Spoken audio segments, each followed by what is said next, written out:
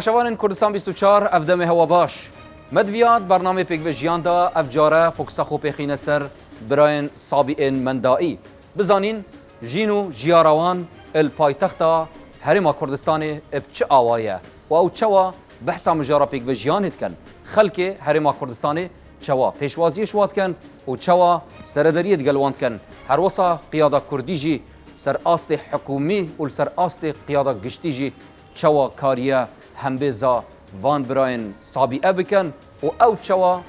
بحثا و مجارد کن بفرمون دا پیگ ببینر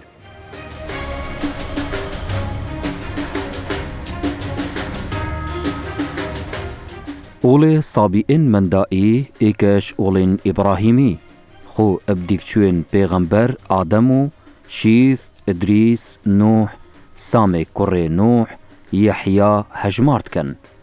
دیفچوین اوی اولی هر ایک اشولات فلسطینو عراق و ایران هبون هبویه اف اولا الناوچین شام و عراق سرهل دایه حتی نهاجی العراق هبون هیا اب کونترین آین اتهت هجمارتن پشتی گهشتن و باوره کل خاروی عراق تشتکنین اب ناوی پیگویجیان و دمه رول هرما کردستانیت کنو الباوشا هرما کردستانی شاد بن هف نشتیمانین هرما کردستانی و قیاده سیاسیا کردی جی باوشا خو جبو همو خلکی لقومای وکر الهمو دینو نتاو مذهبان ناوی سابئه ات شیوازار عراقی دا اپرامان نقوم کرن ات آویدا ات هید کو اف ایکش دیارترین پرستشا اولی وانه هر وکو اود بیجن خو نقوم بکن ات آویدا اپروناهیا راستیو اکتا پرسیو باوریا اپ خدای ایکانه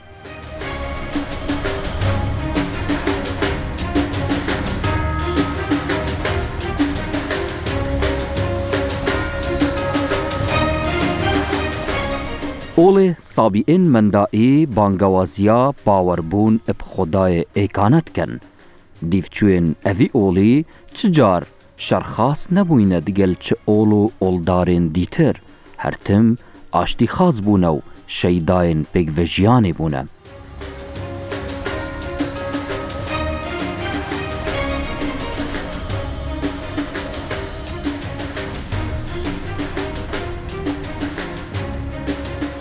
برنامه پیگویجیان جیت اوه القیدا فوکساخو اخسته سر جینو جیاروان الهرما کردستانی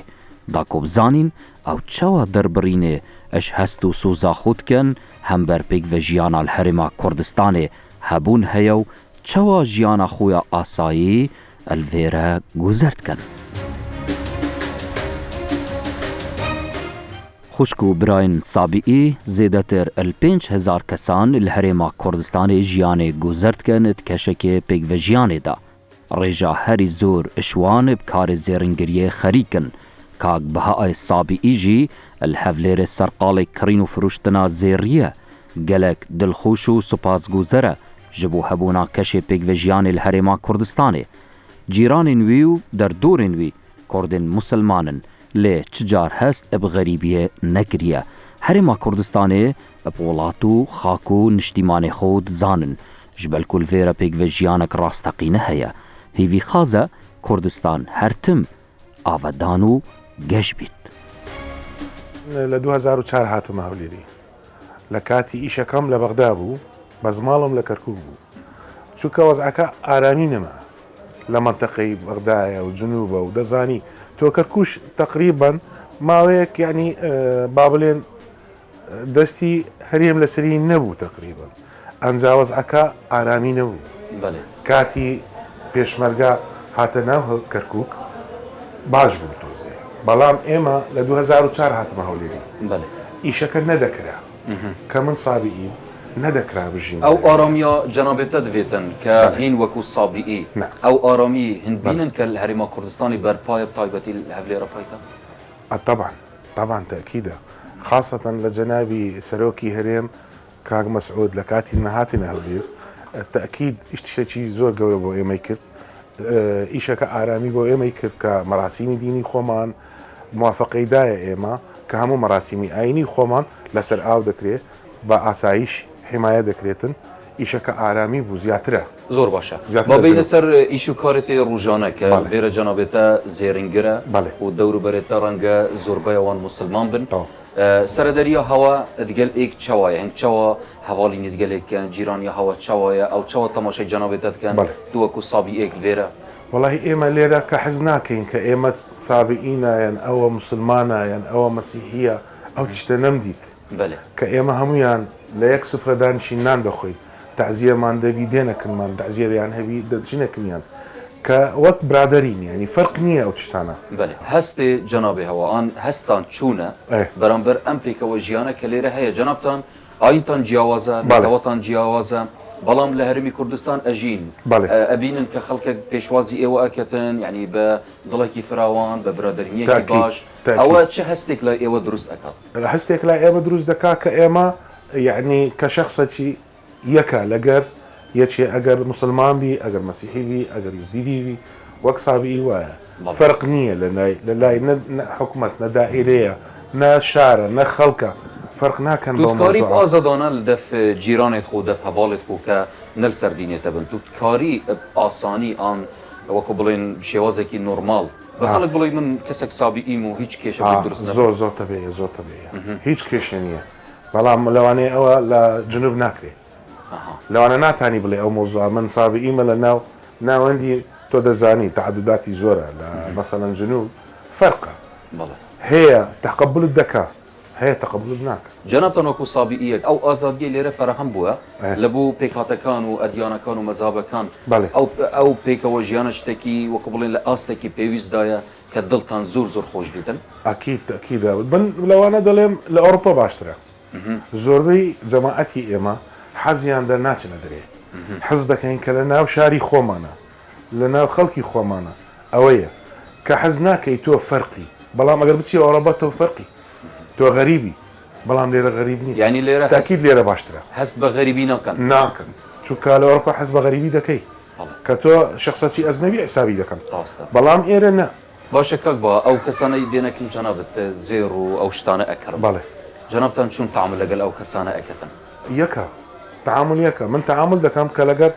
میێوان من ئەگەر دێتن زەبوونی من دێتەکردن ئەشیا دەکرێت زۆربەی جای مەسەرەن دەبینی کە زێرم دانایە لە دەستم یان لە ملم دەلێت تۆ مسلمانی ئەڵێم نا من سابی ئیمە زۆر تەبێیە دڵی زۆر خۆش دەبێتەوە ناڵێ ینی کە تۆ مسلم نیت ناکڕم لای تۆ نازانچی نە ئەو شتانە نییە نەمدیت لە هەرێن نەمدیت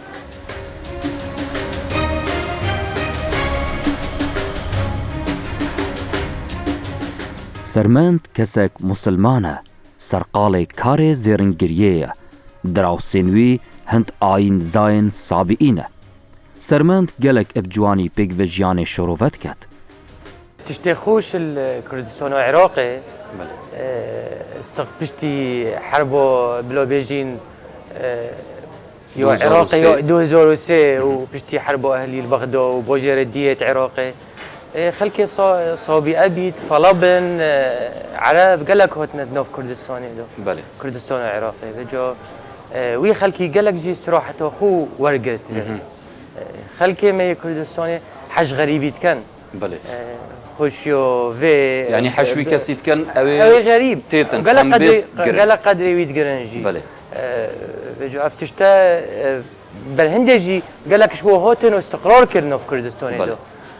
همي قومياته ومذهبه بلو بيجي جنابتا وقتی هات که ویرا دکانا زیرنگریه وکری بله اكيد پیشی تول ویرا بی کاک بها جیرانتل ویرا بوا دما تو هات که ویرا چاو پیشوازیاتا هات کرن دف کسا که دیتر کو بیجین دینت هوا جیاوازن هیچ نبی نتوی هوا جیاوازن هوا چاو سر دارید گلی کدو وقتی هم هاتینا ویرا مزانی مثلا کاک بها کاک خالد الپشمه کاک ولا هات قال لك هو ترحيب مكر ام نديتين كغريبين بله وبشتينجي مزوني طبعا بدايه ما مزوني نسبه من فرقنا دبو يعني بله صابي ابيت فلبيت عرب بيت بس مهم بخدي انساني باخلاقي تصرفاته توي تعاملوي ضميري افتشتا قال لك مهم ترن ايش قوميتي وديني افتشتونه تهبن تا معناتها تود إنسان كي بوش بي النوف مجتمعي دو بلو بيجين كاكسر جام هاتين بيشتي يجي مازوني جماعات يعني صابي أنا بله من في اس في برسيوري بيش بجنابته ك او چه تشتك اول تكري بيا بالدرك بو جنابته ك تيجشنك بلند هبي تيجشنك انساني هبي تنبر كسكي جیاواز بوچون خودات قناعت خودات مذهب خودات ايديا خدا او چی اول تكري كتب شي وكو انسان تعامل قل مروان افا وقت بيدفيت قال لك وقت بيدفيت تشت يعني من قال لك بوجرت ولاتت دنيا ديتينا من قال درفا جوابهم لازم افهمي تكالي خلكي شو نوعي خلكيتو تكاليه قلوت كي افتشت لازم توجيهك هبيد بلو بيجين شنو بيجي هيك عربي خرابه استكلوينو كم احتمال كردك جيميه هي خراب تمانين عيني وقتي انصابي وقتا بيفر جناب هوا بالجاره بيك فيجيان السر بنمای اخلاقي وجدانيه نكسر بنمای چیناکاریه بالضبط برادرینی هنگو چوایا جیرانتی هنگو چوایا هنگ چا سر دریا روزانات کلی کدود کرد والله روزانه مختت از بهم دمر حبول وكم او هكا ازبري وهوتم او تهين مرحبا المتكن بله روجه يعني روج هذا موضوع روجانيه بله بري هيفك تقريبا هيفك نيفو ججنوبو اها هو تشو بيش وزير الججن والله من ججنوك بري بتشن يعني بله بري بتشن رجو اظن سيس دكانش و صابي انا بله يو تشوريجي رجو دوي قبوت كربو رجو من نظني اوجي يعني بسيور نكر بله اجبري نكاكو اوجي صوب تشي او ديو قومياتويون مذهبيون رجو من بسيور ووكر بله ما اوجي صابي اي قلت من رجو وقت هوتفا دكون فكر اشوما ججنوي يعني مو قلت ججنو تبيروز بيت دستت خوش بن تو دبینی ام دی چوا کارین جناب تو کو کس خوین دوار و کس دنیا دیتی تا تو نوې تجربه دا جیای که تو همو بچونه که قبول بکی تو دبینی ام چوا بکارین بیگ وجیان پتر پره پیبدین پتر پارزین و گشه پیبدین زیاتر والله توجيه اول توجيه شموليه جاي كبابويا بله تو لازم تقبل انساني برامبري تم بكي هكا بوش بيت نه خراب آکام محمد وقت ولازه کارکر بحثا گرینگیا پیگوژیانت کتو هرما کردستان جی بگشتیو هفلیرا پایتخت جی ابتایبت نمونک برزد بینید اد بیاوه پیگوژیانتا برای من او پیگوژیانا يعني اشتش جوانا که چینه جوازه کان وکو دیانا کانو همو چینه کاین که لیره بازاد لکردستان دجین اشتي جوانا كا باوش مالوان كرديتي وام بيتشيش بيمش تشيلا ليرة دجين او برادر صابيانش كا جيران مان ليرة بيتشيش ليرة دجين بيمش تشيلا نلقاي بزيادة بيمش تشيلا مان لقريان نبوا حتما كا او بيكوجياني لا كردستان هي ليرة هي لزور زيت كنيا اف گنجه سرقال پاقشکرنو ریخستنا خزیه داکو بکاری تشتک جوان و حجی پیشکش بکره خوب کتن بزانین دیداوی چوایه هم برحبونا آین زاین سابعی و توایا پیکاتین دیتر الهرما کردستانی تقريبا اسكي 10 سال بازار كاردكم وهم زورين توش تديا كرد وحرب وتركمان وفارس وانواع اني رقزي تديا تاسيس مشكلة كمان نبغى اخويا بزيادة حمام بيكو درجين وسردانك تدكينو وكو بلاي كتير لو البازار اسلامي تديا سابعي تديا مسيحي تديا انواع زور هادين تديا حمام وكو بلاي كتير تاسيس مشكلة كمان نبغى 10 سال بيكو يعني مشكلة نبغى بس سردانك تدكينو لبونا كانوا لا اين كانوا مستكان تشيشك ماني لخوا بزيادة قراستي كي بيت تمشي خلي بكي بجوازي دبي بكس رازي نبي بس بيك تاو تمشى بكي وكو خوش كبرا بجيو وهركز سديني خوي كتمشى كاتن لهي زينة تشيش فرق جوازي نكرايا خاصة كالديني إسلامي يعني في غنبر صلى الله عليه وسلم فرقي نكري لقد زيراني هر مسيحي با يهودي با ريزي همياني دقر خوي بشر لسا خوي رادا وستي لسا دينا كي رانا وستي زور نفوس هيا مسلم نسرايا ويا كتينات وين تعاملي لقلبك وانيا كتي دينا كش ري راسك بشان ذاتك يعني حسب شخصك احترامي قلتي طبعا انا تزور زيادة احترامي دقري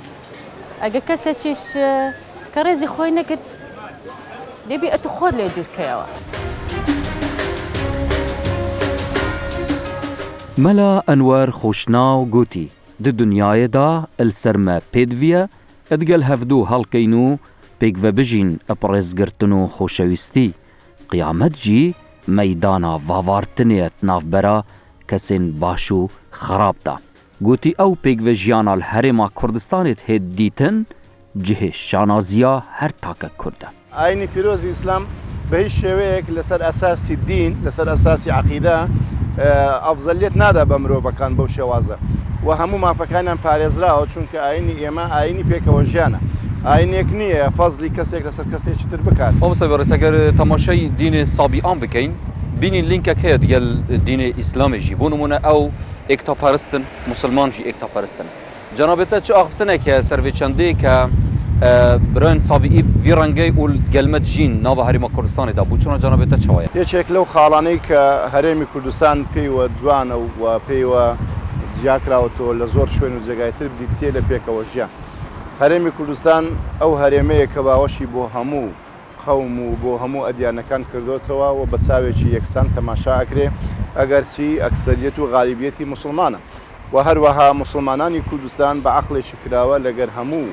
دین و لەگەر هەموو قەومەکان بە شێوازێکی زۆر ڕێک و پێک تەعامل ئەکرێ و کەس هەست بە مەغدوری و بە مەزلومی و بە غەریبی ناکە لە هەرێمی کوردستان ئەوە یەکێکە لەو خاڵانەی کە جێی شانازیە بۆ هەموو گەلی کورد و بۆ هەرێمی کوردستان ئێمە وەکو مسلمانان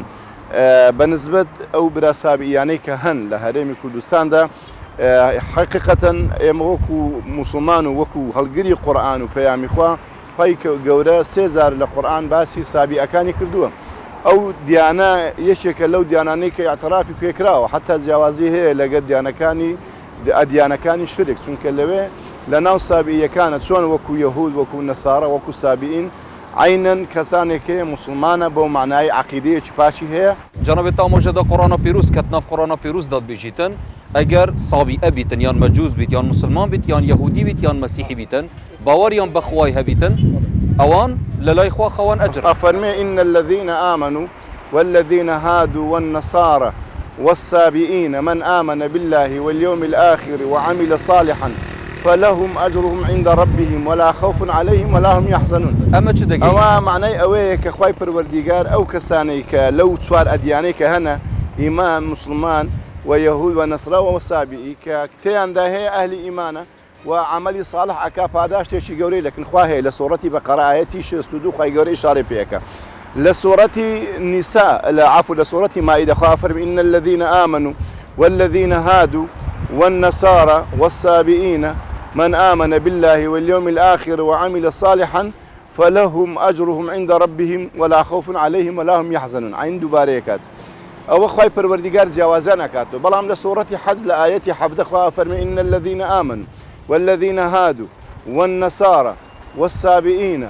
والمجوس والنصارى والمجوس والذين أشركوا إن الله يفصل بينهم يوم القيامة ها باسي أجر ناکە لێرە باسی ئیمانش ناکات چونکە دوو چینی کەواتە ڤاواردن و لێک جیاکردن و بڕیاردان لەسەر یەکتر بەڵێ عایدی خوای گەورەیە عایدی خوای گەورەیە لە قیامەتە إن الله يفصل بينهم يوم القيامة إن الله على كل شيء شهيد من وەکو خۆم وا تەعامل و هەڵس و کەوتەکەم لەگەر هەموو بەرامبەرەکانم لەسەر ئەساسی ئەو مشتەڕەکاتانەی کە زۆر بەهێزن و هەمانە مشتەڕەکەتی مەسەلەن مرۆڤایەتی کە پێکەوە مرۆڤین ئەوە زۆر دائیرەیەکی فراوانە و دائیرەیەکی زۆر ئەساسە تێیدا و هەروەها ئەو لۆغەتە و هەروەها ئەو نیشتیمانەیە کە تێدان و ئەو مافانەیە کە هەنە و لەسەر ئەساسی عەقیدە و ئیمانیش بە شێوازێک نەگورێ مافی بخورێ نەگورێ مەسەلەن ئەوە فەزلی بدرێ بەسەر ئەودا نەخێر ئەو مەسائلانە دەبێت ڕێز لە عەقیدەکەی بگیرێ دەبێت ڕێز لە بۆچوونەکانی بگیرێ نابێ قسەی پێ بگوتە نابێ ئیهانە بکرێ حتا خوا فەرمی ولا تجادلوا أهل الكتاب إلا بالتي هي أحسن حتا مناقەشەش ناکرێ هەر بە قسەی ڕۆتانی بی دەبێت ئەو کەسە ئەهل بێ و هەروە بە جوانترین شێوە قسە لەگەریان بکرێتن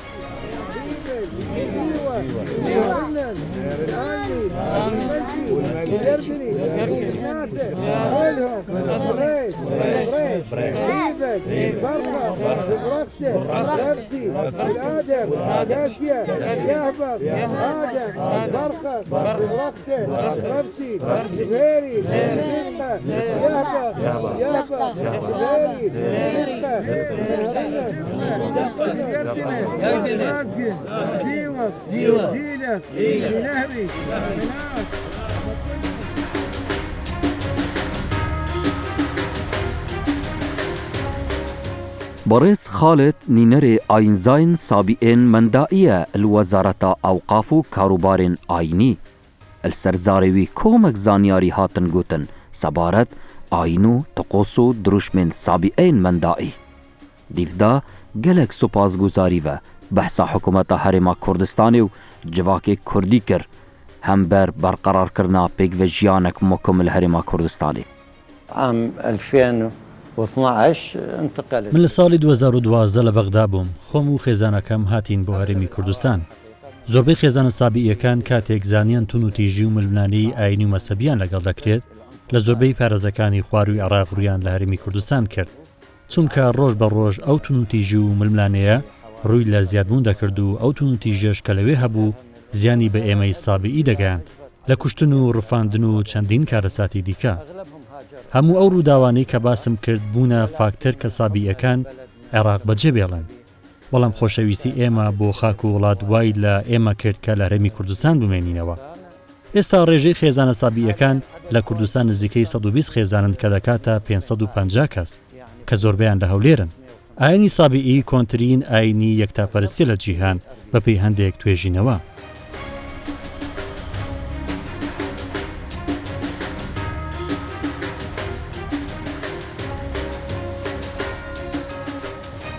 الحقيقة احنا أول العوائل اللي بدأت تجي بالمرحلة الأخيرة يعني للعلم أنه لراسيدا زورك لخيزانة سابقيكان لدير زمانه والهرمي كردستان دجين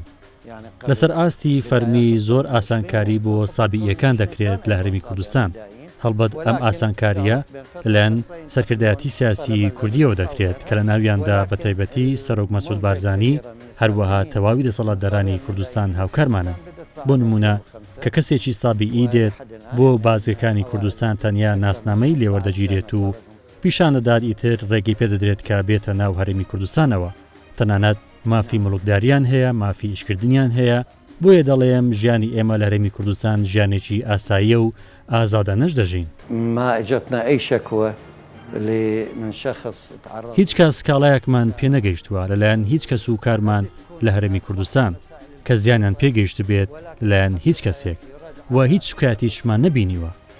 ئەگەر جارێک لە جاران هەڵا تێگەیشتنێک بەرامبەرمان کرابێت لەلایەن ئەو کەسانەی کە سابیئی نین ڕەدیان داوەتەوە کە شتێکی هەڵەتان کرد.